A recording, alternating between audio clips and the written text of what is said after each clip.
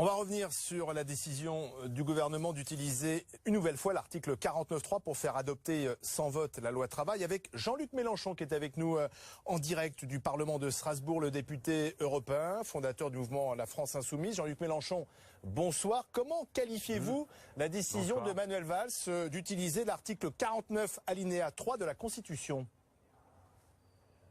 Comme tous ceux qui observent ça en connaisseurs de ce que sont les usages démocratiques de notre pays, c'est consternant, c'est un coup de force, c'est dans une ambiance crépusculaire d'un pouvoir qui ne sait plus comment régler les problèmes. Mais surtout, ce qui est important de bien voir, c'est que la conjonction qu'il y a entre un type d'institution, la Ve République, qui permet ce genre de numéro, et la question sociale. Donc pour faire voter une loi antisociale sans majorité et contre le peuple qui le désapprouve, on dispose dans cette Constitution d'un moyen de décider tout seul. Voilà ce que les Français devraient se dire. Il est temps qu'ils changent ce texte et qu'ils s'en mêlent eux-mêmes.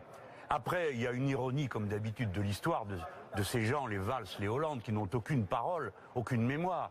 Monsieur Valls était parmi les premiers signataires en mai 2008 d'un amendement qui proposait de supprimer la possibilité du 49.3 pour tous les textes, sauf le budget et le budget de la sécurité sociale, et qui aujourd'hui l'utilise avec cette brutalité lui-même. Il faut donc aller au bout de la logique institutionnelle.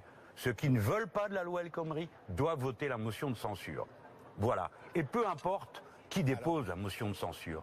Le sujet, ce n'est pas la censure, c'est la loi El Khomri. C'est la droite qui dépose ce soir une motion de censure. On verra si la gauche peut le faire. Il faut 58 députés, ça sera difficile. La droite dépose une motion de censure et vous dites tous les députés doivent la voter. Oui. Avec la droite. Oui. Déjà, espérons qu'il y ait une motion de censure de gauche possible. Et c'est tout à fait possible, si l'on tient compte des effectifs des frondeurs, des élus communistes et des élus écologistes. On arrive à faire le nombre suffisant de signatures.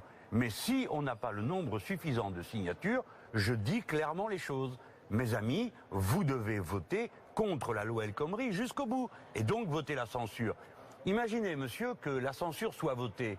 Le gouvernement tomberait et monsieur Hollande serait obligé de constituer un nouveau gouvernement qui tienne compte de la majorité qui viendra de faire tomber le précédent, c'est-à-dire un autre gouvernement, avec les élus de sa majorité. Non mais imaginons un scénario, donc motion de censure adoptée, dissolution de l'Assemblée nationale, élection, et on voit quand même difficilement comment la gauche pourrait de nouveau être majoritaire dans le contexte actuel. Donc ça sera un gouvernement de droite, une cohabitation, c'est ce que vous souhaitez ?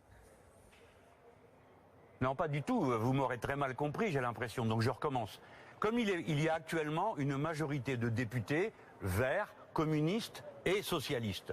Si le gouvernement tombait, le président de la République pourrait constituer un nouveau gouvernement à partir de ces gens qui sont dans l'Assemblée nationale et qui ont été élus à sa suite en 2012, non pas pour faire la loi El Khomri, mais le contraire de la loi El Khomri. Par conséquent, le président de la République est tout à fait en état de trouver une majorité dans cette Assemblée. La question ne doit pas être continuellement en démocratie la loi du chantage.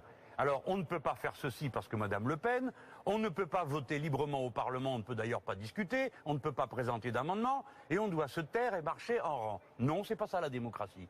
Puisqu'on a privé les députés de leur droit de s'exprimer et de transformer un texte, personnellement, j'aurais rejeté dès le départ, j'aurais fait le vote de rejet en commission. Ils ne l'ont pas fait. Mais maintenant, il s'agit pour eux de dire s'ils laissent passer la loi El Khomri ou pas. Il faut être cohérent. Ils n'en veulent pas, donc il faut voter la motion de censure. Voilà. Et ça n'est pas un mélange des genres. C'est maintenir la dignité du Parlement. Inconcevable que des députés socialistes votent une motion de censure déposée par la droite. Ils jugent cela inconcevable. Oui, mais nous pensions inconcevable qu'un gouvernement qui se réclame de la gauche invente une chose comme la loi El Khomri. Nous pensions inconcevable qu'un gouvernement qui se réclame de la gauche imagine la déchéance de la nationalité. Et pourtant, ils ont franchi toutes les lignes rouges. Et c'est nous qui, à la fin, nous, les dégoûtés, qui devrions faire preuve d'élégance à l'égard des dégoûtants. Pas du tout.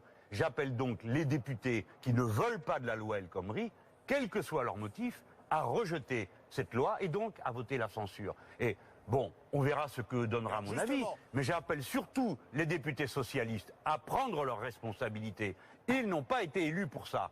Ils sont en train de faire le contraire de toute leur histoire. Eh bien, c'est le moment d'avoir le courage d'aller au bout de ses idées, de son engagement, des engagements pris devant les braves gens qui ne peuvent compter que sur eux pour se défendre à l'heure à laquelle nous parlons. En tout cas, jeudi, il va y avoir la motion de censure. Eh bien, moi, j'invite jeudi à venir à 14 h devant participer à la manifestation qui va dedans faire à l'Assemblée à l'appel des syndicats qui sont opposés à cette loi El Khomri. Donc jeudi, oui, il va y avoir une rencontre entre l'opinion et les députés. Alors justement, Jean-Luc Mélenchon, jeudi, nouvelle journée d'action. Si parallèlement cette motion de censure n'est pas adoptée, donc la loi travail passera, est-ce que vous craignez des violences dans la rue, une crispation, quelque chose qui serait de plus radical, avec des mouvements incontrôlables? C'est ce que semblait craindre Jean-Marie Le Guen tout à l'heure. Oui, ça c'est la bonne tradition. Il voudrait faire croire que le peuple est composé de sauvages et de barbares qui, à tout moment.